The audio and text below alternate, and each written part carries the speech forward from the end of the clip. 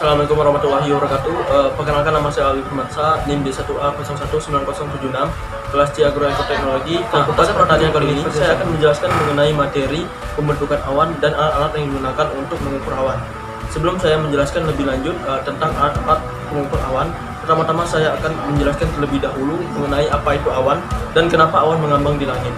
Nah, yang pertama, awan adalah massa yang dapat dilihat dari udara atau kristal yang beku tergantung di atmosfer dan di atas permukaan bumi. Awan merupakan kumpulan uap air dan kristal es yang terapung di atmosfer, berukuran sangat kecil atau campuran. Keduanya dengan konsentrasi ber-OD 100 per cm kubik dan mempunyai radius sekitar 10 mikrometer.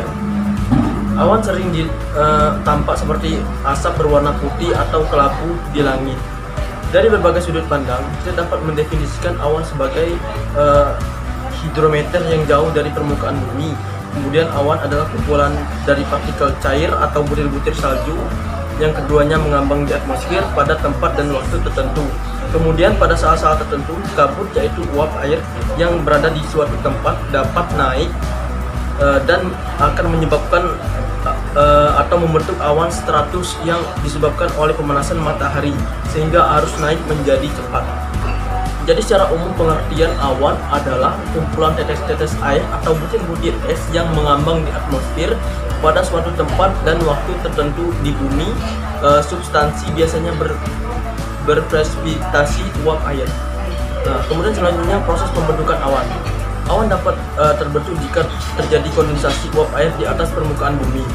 Udara yang mengalami kenaikan akan mengembang secara adiabatik karena tekanan udara di atas lebih kecil daripada tekanan di bawah. Partikel-partikel yang disebut aerosol inilah yang berfungsi sebagai perangkap air. Selanjutnya akan membentuk titik-titik air. Aerosol ini terangkat ke atmosfer, dan bila sejumlah besar udara terangkat ke lapisan yang lebih tinggi, maka ia akan mengalami pendinginan dan selanjutnya mengembun. Kumpulan titik-titik air hasil dari uap air dalam udara yang mengembun inilah yang terlihat sebagai awan. Makin banyak udara yang mengembun, makin besar awan yang terbentuk. Kemudian awan berwujud gumpalan berisi butir-butir air yang diameternya lebih besar daripada butir-butir air yang terdapat pada kabut, tetapi lebih kecil dari 200 mikrometer.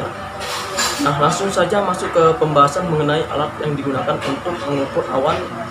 Yang pertama adalah ceilometer. Ceilometer adalah alat untuk mengukur ketinggian dari dasar permukaan awan. Prinsip kerja ceilometer ini bekerja berdasarkan prinsip dari pantulan balik atau backscatter dari gelombang suara atau cahaya yang dipancarkan akibat adanya material yang melayang di udara, sehingga perbedaan waktu antara gelombang yang dipancarkan atau Tx dan gelombang balik yang diterima atau Rx akan dijadikan acuan untuk menghitung ketinggian dari material atau aerosol, yakni awan. Adapun metode umum yang digunakan untuk mengukur tinggi dasar awan, yang pertama itu LIDAR atau Light Detection and Ranging, yang dapat mengukur ketinggian awan hingga 30 km di atas permukaan tanah. Yang kedua adalah SODAR, Sonic Detection and Ranging. Pengukuran didasarkan pada pancaran gelombang suara vertikal atau sound pulses vertically yang akan menghasilkan informasi berupa frekuensi dari amplitudo dari gelombang gema di udara atau atmospheric echoes. Terdapat dua jenis ceilometer LIDAR, yakni ceilometer dengan unit Tx dan Rx yang terpisah dan ceilometer dengan unit Tx dan Rx yang menyatu. Berikut contoh hasil tampilan ceilometer. Selanjutnya kedua adalah nefoskop, adalah alat untuk mengukur ketinggian, arah, dan kecepatan awan. Sinar cahaya dengan kecepatan yang diketahui dipancarkan dari nefoskop yang mengenai dasar awan yang ditargetkan. Waktu tempuh sinyal balik digunakan untuk memperkirakan jarak ke awan. Jarak ke awan dihitung kira-kira menggunakan persamaan jarak kecepatan cahaya dikali durasi penundaan akibat pantulan dibagi dua. Nefoskop cermin dikembangkan oleh Carl Gottfried Feynman. Instrumen ini terdiri dari kompas magnetik yang casingnya diduduki dengan cermin hitam. Di sekelilingnya terdapat bingkai logam melingkar. Untuk melakukan pengamatan, Cermin diatur ke horizontal dengan skru pengatur ketinggian dan diorientasikan ke meridian dengan menggerakkan seluruh peralatan sampai jarum kompas terlihat melalui jendela berada di garis utara selatan cermin atau membuat bagaimanapun pengisian untuk deklinasi magnet. Saat bayangan awan bergerak menuju lingkar di mana gambar bergerak, memberikan arah pergerakan awan dan waktu yang dibutuhkan untuk berpindah dari satu lingkaran ke lingkaran berikutnya dengan kecepatan relatifnya yang dapat dikurangi menjadi satuan arbiter tertentu.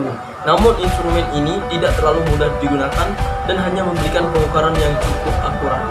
Nah, itu saja penjelasan dari saya mengenai apa sih yang dimaksud dengan awan dan juga alat-alat yang digunakan untuk mengukur ketinggian dan juga permukaan awan.